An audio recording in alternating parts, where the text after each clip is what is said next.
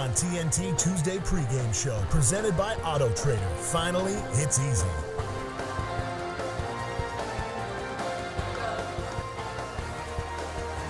Before Zion and Ja, before Luka and Trey, Devin Booker was the league's baby-faced assassin. Still just 23 years old, the only active player with a 70-point game. Devin Booker is somehow already in his 5th NBA season. He's also the face of the Suns franchise, a position our Hall of Fame teammate Steve Nash held for years. Now, Nash is holding court with Booker and puts him amongst the NBA's elite. Devin Booker is up to 26 points per game, 6.5 assists, 4 rebounds this season. He was talking about how he definitely has the respect of his peers. It sounds like it was a veiled shot at the media that he didn't get that all-star vote in right away, but what do you guys think? I mean, you've played Devin Booker. What's your take on him in the NBA right now? Well, I had an opportunity this summer to invite him to my invite that I do every summer, and got a chance to be around him. And a lot of people, we know of him as being a great scorer. But what I was impressed with was his thirst for knowledge, right? Like, he was the first one there. He was the one who stayed after. And I scored 70 points before, but I don't know everything. So we was able to work on the court. And so just seeing a young guy who's really open to everything. And, you know, what I'm worried about with Phoenix, and my good friend James Jones is there as a GM, I'm worried about if they don't get the talent around him that he needs now, that he's going to look at his friends, that maybe is having fun of success somewhere else, and money will not matter at that point. But the guy can play the game of basketball better than most. Suns have 26 wins, and he said the thing that matters to me most right now is winning. That has to weigh on you after a while. Even though he's 5 years in, he's putting up the numbers, the wins aren't there yet. Well, I think from an organizational standpoint, you know, they get some of the blame, but as a player, what your legacy is, I think that's the biggest thing. I mean, he's been overlooked. You think about his time at Kentucky. He came off the bench a couple games for Kentucky. Luke Kennard, drafted to Detroit. They passed on him, and he ended up falling to Phoenix. So I think just there's a level of disrespect that he's had his entire career. We all know and respect his grind and the way that he plays the game of basketball, but they don't respect you until you win. And I think he needs to put pressure on his organization. He didn't have a point guard all of last year. He's playing point guard. Like, there are certain things that you need to surround your star player with. And Ricky Rubio's definitely opened it up. I know that there's certain guards you'd love to play with. Is Devin Booker one of them? No, probably not. But I would love to watch him play. You know, people are amazed that when I say who my favorite players are, most of them are guards. I like watching guys do stuff that I can't do. And Devin Booker is definitely a guy who, you know, does stuff that I can't do on the court. Great shooter, great player. I agree with what both my colleagues said, but this is only going to make him a better person. Before you succeed, you must first learn to fail. No doubt. I like the fact that he's pissed off he didn't make the All-Star game, and he's, you know, putting up great numbers. But at you know, some point he's going to have to realize that in order to be a great player, you're going to have to make other guys around you better. You know, we have to deal with the cards that we're dealt with, but me and D-Wade played with a lot of guys that shouldn't even be in the league, but we made them better. One of my favorite players we played was a guy named Jason Capono. He couldn't play defense, he couldn't do anything. But he could shoot that thing. And that's all we needed. Yeah. That's all we needed. So, you know, I understand he doesn't have talent around him, but if you look at what he has on paper, they're okay. So I'm the type of guy I don't really like, because you got Aiden, you got a big guy. I don't know the other players. So, but you said he's okay, and you named one player. I don't watch them because they're not winning. But when I see him on the court, you know, he's got a lot of talent. You only watch winners. They're okay. He's got a lot of players around him. Listen, they got a big guy, they got a guy that can dribble, and they got a guy that can shoot it. So I don't want to hear no excuse about, put talent around him. You are the talent. Make it work. Shout out to Jason Capono. Freshman year at UCLA was insane. That's how I found D-Wade. Really? Yeah. From Jason Capono? No, I was watching the playoff game. I was like, who is this kid playing with a bunch of okay guys? And love it. He made them better. So I don't want to hear that. Candace, I will not. Oh, the Groveness. It's the camera guys. Ooh, I'm blind now. Welcome inside, where Shaq goes wild on Tuesday nights of Inside the NBA. Auto Trader pregame show. All right. Oh, you looking good, Candace. I will say the maroon velour. Stop messing the picture up. You messed it up. Okay. Oh, amazing. Almost as picture perfect as our slate tonight.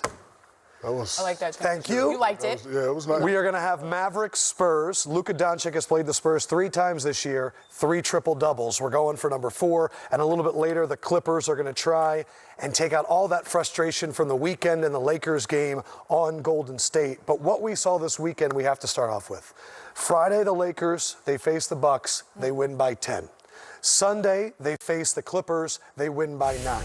These were the 3 teams that we talked about all year long. Clippers, Lakers, and Bucks, and Lakers beat 2 of them, and LeBron was phenomenal in both. It's changed the conversation completely.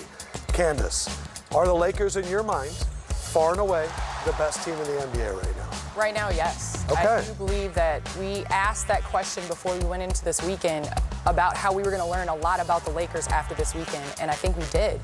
I mean, for them to beat Clippers, obviously then come in and beat the 2 hottest teams at that point in time, and LeBron to do it in the manner he did. He did not take a shot in the 3rd quarter, and he affected the game in multiple ways. He showed trust in his teammates. The Lakers are the hottest team on the block right now. You agree? I do agree, and I like what they did versus Milwaukee. They're saying, okay, Giannis, you the man, guard me then. And AD went at him, LeBron went at him. You know, they made him play defense. You know, usually with a guy like Greek Freak, most of the time he's just playing offense. Right. And he's coming from the weak side playing defense. But they're saying, okay, you're the man. Everybody clear out, come get this work. And they took it to him. And, you know, the Clippers, you know, they started off kind of slow, but they picked it up.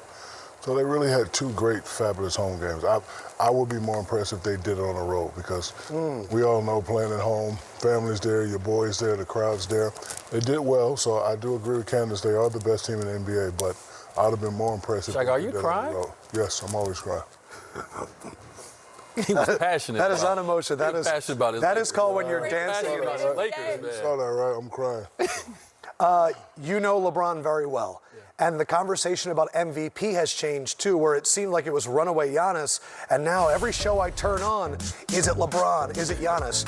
One, D-Wade, do you think LeBron really wants this MVP? And what do you think? Do we have enough time for him to take it down the stretch? Well, being in the arena, I was there against Milwaukee Friday, and it was a different king that showed up. Okay. You know, when you're 17 years in, not every regular season game is going to give you that oomph that you need. And I seen the look on his face. You could tell by the energy, the body language, that this game mattered because when these new guys, these young guys trying to come up and take your crown, in a sense, it's your time to show them that it ain't time yet. I'm not giving it to you. And for me, that's what this weekend was about, especially against Giannis. It was like, last time we played y'all, you crowned yourself.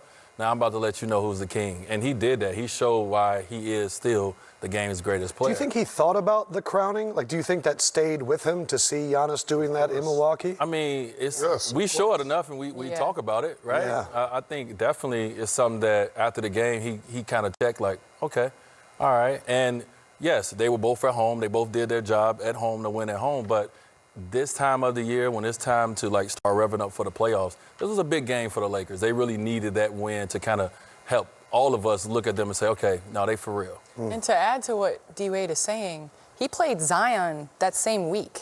And you have a guy that has been told that the NBA is in his hands. Right. And you're playing all these young bucks, and you're like, nah, hold on. It's harder to be the hunted, and it's easier to be the hunter. And this week we found out that LeBron is not ready to give up that crown yet. At all. Who was your pick before the year? For MVP? For to win the title? To win the title, I would Milwaukee. And does that, did this weekend shake your confidence at all? Not really. Okay. Because, you know, it happens like that. You know, certain games you really get up for. And I'm sure with, you know, Giannis crowning himself the king, I know for a fact LeBron was circling that game. And, you know, like D-Wade alluded to, the league ain't yours yet. I know 17 years in, you know, everybody's saying I'm old, but I'll give it to you when I'm ready. However, a guy like Giannis, you know, he's still hungry. So now he's upset. So next time they meet, you know, it may be a little different. But, you know, that was the first time I seen somebody go at Giannis with multiple players. Like, you know, a lot of times when you play against the Bucks, you know, you want to switch away from Giannis. Oh, he's too long, he's too athletic. But LeBron and AD said, nope. No. Come over here, Mr. MVP. and they made him work. And he couldn't stop neither one of them. That's what was interesting to Yes. me. Anthony Davis was going off. The other big news and notes around the NBA is the preparation in terms of handling the coronavirus. There's been a lot of things put into effect kind of starting tonight. Separation between the media and the players, separation between the locker rooms. It seems as though the NBA is trying to get ahead of this and creating separation. What do you got for me, big man? Dr. O'Neil has no. Yeah, what do you think, Dr. Doctor? O'Neil has no. I need to look at my medical research. Okay. Well, we're going to get the medical research to Dr. O'Neil, and we'll classify what we see. Yes, But you will see some different in terms of on-air interviews tonight with the coaches, and a little bit later we're going to hear from Stan Van Gundy and Ian Eagle as they get ready to cover the Clippers and Kawhi Leonard. Auto Trader pregame show continues next.